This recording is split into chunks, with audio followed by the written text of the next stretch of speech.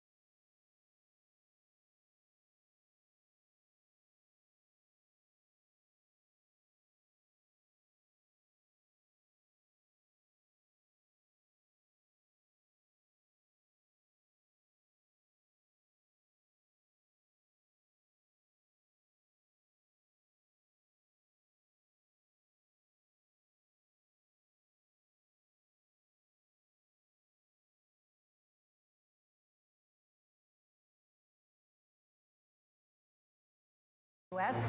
and around the world. We have a consequential night ahead, and our focus is the issues that matter to you, the voter. Let's introduce the candidates. Minnesota's Democratic Governor Tim Walz and Ohio's Republican Senator J.D. Vance tonight meeting for the first time.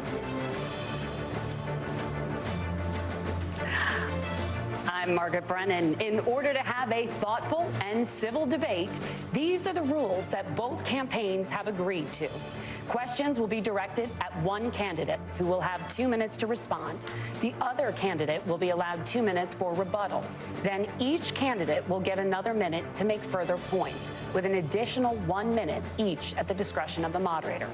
The primary role of the moderators is to facilitate the debate between the candidates, enforce the rules, and provide the candidates with the opportunity to fact-check claims made by each other. CBS News reserves the right to mute the candidates' microphones to maintain decorum. We have not shared the questions or topics with the campaigns. The stage is set. Governor, Senator, thank you for joining us. Let's get started. Tonight, our country is facing several Considers it the largest state sponsor of terrorism in the world, and it has drastically reduced the time it would take to develop a nuclear weapon. It is down now to 1 or 2 weeks' time. Governor Walz, if you were the final voice in the Situation Room, would you support or oppose a preemptive strike by Israel on Iran? You have 2 minutes. Well, thank you, and thank you for those joining at home tonight. Let's keep in mind where this started. October 7th, Hamas terrorists massacred over 1,400 Israelis and took prisoners. Israel's ability to be able to defend itself is absolutely fundamental. Getting its hostages back, fundamental, and ending the humanitarian crisis in Gaza. But the expansion of Israel and its proxies is an absolute fundamental necessity for the United States to have the steady leadership there. You saw it experienced today, where along with our Israeli partners and our coalition, able to stop the incoming attack. But what's fundamental here is that steady leadership is going to matter. It's clear, and the world saw it on that debate stage a few weeks ago, a nearly 80-year-old Donald Trump talking about crowd sizes is not what we need in this moment. But it's not just that. It's those that were closest to Donald Trump that understand how dangerous he is when the world is this dangerous. His chief of staff, John Kelly, said that he was the most flawed human being he'd ever met. And both of his secretaries of defense and his national security advisors said he should be nowhere near the White House. Now, the person closest to them, Donald Trump, said he's unfit for the highest office. That was Senator Vance. What we've seen out of Vice President Harris is we've seen steady leadership. We've seen a calmness that is able to draw on the coalitions to bring them together. Understanding that our allies matter. When our allies see Donald Trump turn towards Vladimir Putin, turn towards North Korea, when we start to see that type of fickleness around holding the coalitions together, we will stay committed. And as the Vice President said today we will protect our forces and our allied forces, and there will be consequences. Governor, your time is up. Senator Vance, the same question. Would you support or oppose a preemptive strike by Israel on Iran? You have 2 minutes. So, Margaret, I want to answer the question. First of all, thanks, Governor. Thanks to CBS for hosting the debate. And thanks, most importantly, to the American people who are watching this evening and caring enough about this country to pay attention to this vice presidential debate. I want to answer the question, but I want to actually give an unfrozen assets thanks to the Kamala Harris administration. What do they use that money for? They use it to buy weapons that they're now launching against our allies and, God forbid, potentially launching against the United States as well. Donald Trump recognized that for people to fear the United States, you needed peace through strength. They needed to recognize that if they got out of line, the United States global leadership would put stability and peace back in the world. Now, you asked about leadership. And when Iran shot down an American aircraft in international airspace, Donald Trump tweeted, because that's the standard diplomacy of Donald Trump. And when Iranian missiles did fall near U.S. troops and they received traumatic brain injuries, Donald Trump wrote it off as headaches. Look, our allies understand that Donald Trump is fickle. He will go to whoever has the most flattery or where it makes sense to him. Steady leadership like you witnessed today, like you witnessed in April. Both Iranian attacks were repelled. Our coalition is strong, and we need the steady leadership that Kamala Harris is providing.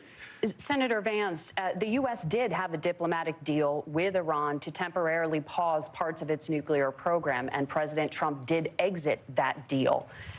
He recently said, just 5 days ago, the U.S. must now make a diplomatic deal with Iran because the consequences are impossible. Did he make a mistake? You have 1 minute. Well, first of all, Margaret, diplomacy is not a dirty word, but I think that's something that Governor Walz just said is quite extraordinary. You yourself just said Iran is as close to a nuclear weapon today as they have ever been. And Governor Walz, you blame Donald Trump, who has been the vice president for the last 3.5 years. And the answer is your running mate, not mine. Donald Trump consistently made the world more secure. Now, we talk about what the sequence of events that led us to where we are right now, and you can't ignore October the 7th, which I appreciate Governor Walz bringing up. But when did Iran and Hamas and their proxies attack Israel? It was during the administration of Kamala Harris. So Governor Walz can criticize Donald Trump's tweets, but effective, smart diplomacy and peace through strength is how you bring stability back to a very broken world. Donald Trump has already done it once before. Ask yourself at home, when was the last time, I'm 40 years old, when was the last time that an American president didn't have a major conflict break out? The only answer is during the 4 years that Donald Trump was president. Gentlemen, we have a lot to get to. Nora? Margaret, thank you. Let's turn now to Hurricane Helene. The storm could become one of the deadliest on record. More than 160 people are dead and hundreds more are missing. Scientists say climate change makes these hurricanes larger, stronger, and more deadly because of the historic rainfall. Senator Vance, according to CBS News polling, 7 in 10 Americans and more than 60% of Republicans under the age of 45 favor the U.S. taking steps to try and reduce climate change. Senator, what responsibility would the Trump administration have to try and reduce the impact of climate change? I'll give you 2 minutes. Sure. So first of all, let's start with the hurricane, because it's an unbelievable, unspeakable human tragedy. I just saw today, actually, a photograph of 2 grandparents on a roof with a 6-year-old child, and it was the last photograph ever taken of them because the roof collapsed and those innocent people lost their lives. And I'm sure Governor Walz joins me in saying our hearts go out to those innocent people, our prayers go out to them, and we want as robust and aggressive as a federal response as we can get to save as many lives as possible, and then, of course, afterwards, to help the people in those communities rebuild. I mean, these are communities that I love. Some of them I know very personally in Appalachia, all across the Southeast. They need their government to do their job. And I commit that when Donald Trump is president again, the government will put the citizens of this country first when they suffer from a disaster. Now, Nora, you asked about climate change. I think this is a very important issue. Look, a lot of people are justifiably worried about all these crazy weather patterns. I think it's important for us, first of all, to say Donald Trump and I support clean air, clean water. We want the environment to be cleaner and safer. But one of the things that I've noticed some of our Democratic friends talking a lot about is a concern about carbon emissions, this idea that carbon emissions drives all of the climate change. Well, let's just say that's true, just for the sake of argument, so we're not arguing about weird science. Let's just say that's true. Well, if you believe that, what would you want to do? The answer is that you'd want to reshore as much American manufacturing as possible, and you'd want to produce as much energy as possible in the United States of America, because we're the cleanest economy in the entire world. What have Kamala Harris's policies actually led to? More energy production in China, more manufacturing overseas, more doing business in some of the dirtiest parts of the entire world. And when I say that, I mean the amount of carbon emissions they're doing per unit of economic output. So if we actually care about getting cleaner air and cleaner water, the best thing to do is to double down and invest in American workers and the American people. And unfortunately, Kamala Harris has done exactly the opposite. Governor Walz, you have 2 minutes to respond. Well, we got close to an agreement because all those things are happening. Look, first, horrific tragedy.